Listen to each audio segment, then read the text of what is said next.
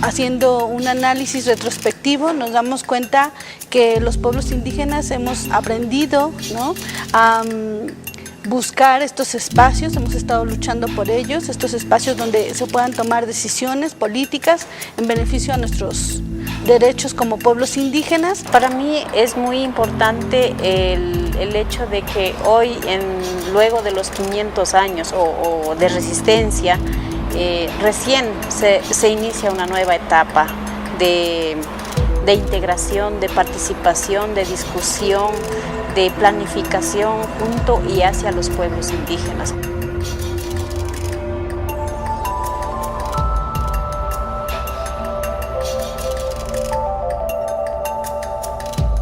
La historia reciente de los pueblos indígenas de América Latina se ha caracterizado por la reivindicación del reconocimiento de su identidad y sus derechos, un proceso que no está exento de conflictos. Hay que recordar las marchas nacionales que se dieron en Ecuador, en Bolivia en el 90, luego el levantamiento zapatista, que se convirtió en un movimiento nacional. El movimiento indígena, campesino, creo que a nivel Latinoamérica se ha demostrado, se ha expresado a través de las movilizaciones. Se ha ido juntando las necesidades y las causas y las propuestas con una sola objetividad de alcanzar la participación de los pueblos indígenas a ser reconocidos como diversos pero iguales.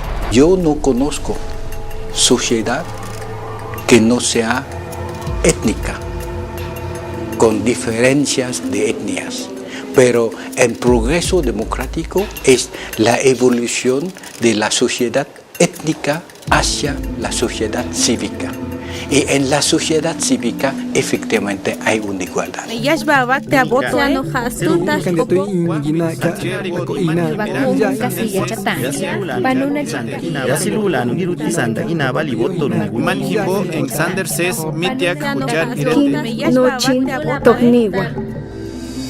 Yo recuerdo todavía que hace más de 20 años las elecciones las organizaba la Secretaría de Gobernación.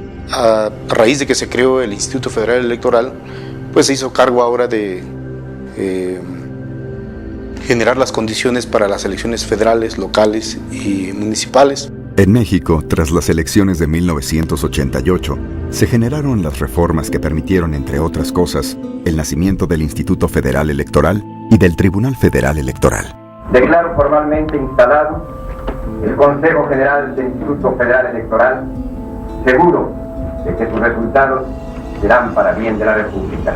Bueno, el IFE nació después de una crisis política. El modelo de sistema electoral mexicano hizo crisis, fundamentalmente respecto de la confianza de los ciudadanos. Y como una respuesta del Poder Legislativo para restaurar esa confianza, fue que se decidió crear una institución autónoma del Estado mexicano, a la que se le dio la responsabilidad de organizar las elecciones, el desarrollo de la educación cívica de la sociedad mexicana. Los primeros pasos del IFE también coincidieron con el levantamiento en enero de 1994 del Ejército Zapatista de Liberación Nacional, para exigir, entre otras cosas, la participación política de las comunidades indígenas. Los zapatistas iniciamos esta marcha, la marcha de la dignidad indígena, la marcha del color de la tierra. No va solo nuestro paso, con nosotros van los pasos de todos los pueblos indios y los pasos de todos los hombres, mujeres, niños y ancianos que en el mundo saben que en el mundo caben todos los colores de la tierra. Como pueblos indígenas nos miramos en un camino donde en su momento la demanda central de libre determinación y autonomía para nosotros fue claro que no la estábamos planteando fuera del Estado, ¿no? En el caso de México, por ejemplo, no fuera del Estado mexicano, sino dentro del Estado tener como un estatus jurídico, un estatus político diferente. Para empezar a dar respuesta a estas demandas, en 2001 se impulsaron reformas que reconocen los derechos y las instituciones indígenas. Los indígenas no solamente éramos ciudadanos y ciudadanas homogéneos en este país y que éramos votantes nada más, o electorado que se podría captar en tiempos electorales. Creo que han tenido que abrir también su mirada a que los indígenas, como pueblos indígenas en nuestros países, reivindicamos como sujetos de derecho colectivo. 4 años después de estas reformas, se aprobaría la demarcación territorial de 28 distritos electorales federales indígenas. Y a partir de un diseño estadístico logramos dictaminar regiones en donde hay una población de 40% o más de habitantes indígenas que tienen derechos ciudadanos. Pues hay experimentaciones como lo de las 28 circunscripciones electorales, que es una medida muy importante, ¿no? Y que se parece a las medidas que han permitido desarrollos muy significativos en el sur, en Ecuador, en Bolivia, en Perú, en Paraguay. Este tipo de medidas han dado muchos frutos. En México no logra derrotar el monopolio de los partidos. Porque a veces los partidos políticos designan a candidatos sin tomar en cuenta la participación, la opinión de la población indígena. Las distintas normas de los partidos ya existen también cuotas, tienen un sistema de acciones afirmativas que aseguran el acceso de los indígenas a cargos de representación proporcional y también en cargos de dirigencia de los partidos políticos. Partidos políticos, como yo lo dije en su momento, quizás es el medio para poder romper y para poder alcanzar muchas de las decisiones que volteen a ver al rostro indígena. Cuesta mucho cuando eres un rostro indígena y mucho más que eres un rostro indígena mujer. El caso del actual diputado federal por Guerrero, Filemón Navarro, ilustra las dificultades en el camino. Y después de 10 años de estar militando en el PRD, veo la oportunidad de poder llegar a un espacio de representación popular, haciendo valer mi origen como indígena.